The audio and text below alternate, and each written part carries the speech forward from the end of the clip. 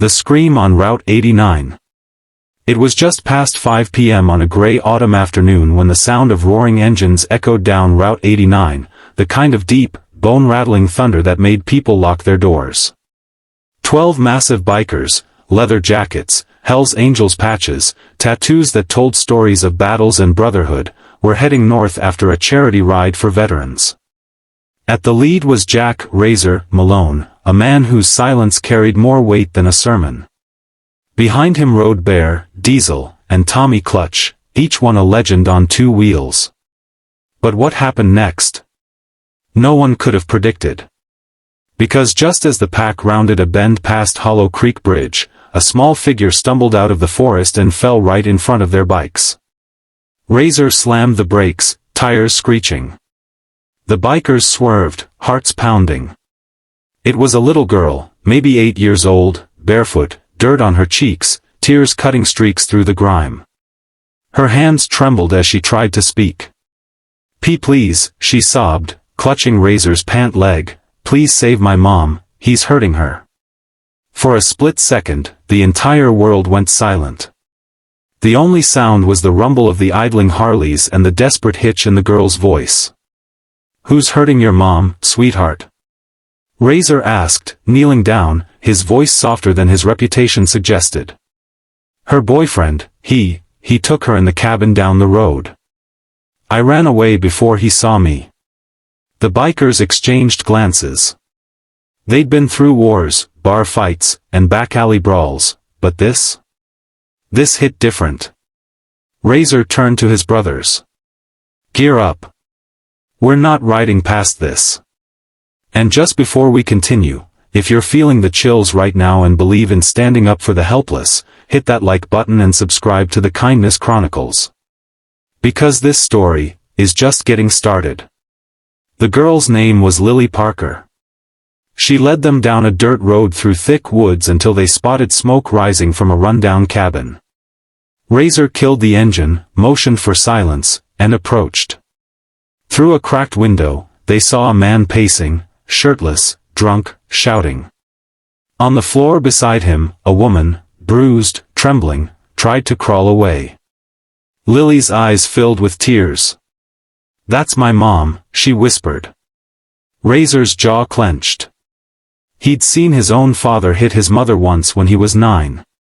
That night, he'd promised himself he'd never let that happen again, to anyone. "Stay with her," he told Diesel. "The rest of you, follow me." The bikers moved like shadows, heavy boots crunching softly on dead leaves. Bear kicked the door in with one thunderous blow. "What the hell?" the man shouted, spinning around. But Razor grabbed him by the collar before he could even raise a fist. "Touch her again," Razor growled, "and you'll wish you hadn't." The man tried to swing, but Bear's massive arm caught him mid-motion. One shove sent him flying into a wall. The woman, Lily's mother, Sarah, flinched, covering her face. "It's okay," Razor said gently, "you're safe now." Sarah burst into tears as Razor knelt beside her, cutting the ropes that bound her wrists. Lily ran in, crying, "Mommy." The moment they embraced, even the toughest biker there looked away, swallowing hard. Razor called 911 from his burner phone. "Domestic abuse victim. Cabin off Route 89. We've got the suspect restrained." When the cops arrived, they looked stunned. Hell's Angels, covered in tattoos, standing silently while a little girl hugged her mom, their abuser handcuffed in the dirt. One officer muttered, "Didn't think I'd see this today." Razor just shrugged. "We ain't angels," he said quietly. "But sometimes, someone's gotta act like one." But what happened next, no one could have predicted. Because this wasn't the end of their story. It was only the beginning. The bikers' promise. 3 weeks passed. Sarah and Lily had moved into a small apartment in Cedar Falls, trying to start fresh. But life wasn't kind. Sarah had lost her job at the diner during the chaos, bills piled up, and the trauma still haunted her. One night, as she tucked Lily into bed, there was a knock on the door. She froze. Her heart pounded. But when she opened it, she gasped. There stood Razor, holding a box. Behind him were 10 Hell's Angels, each carrying bags of groceries, toys, and winter coats. "What are you doing here?" she asked, tears already forming. Razor smiled. "Lily said her mom's favorite color was blue. Figured we'd bring some brightness back."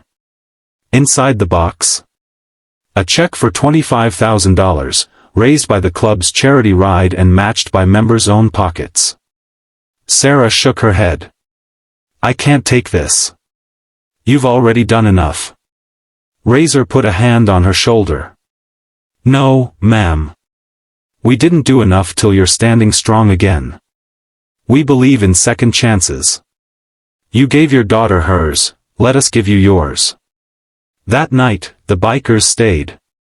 They fixed a broken window, replaced a door hinge, and even set up a small desk so Lily could do her homework. By morning, the apartment looked, and felt, different. It wasn't just safer. It was home. Months passed. Sarah found a new job at a community center.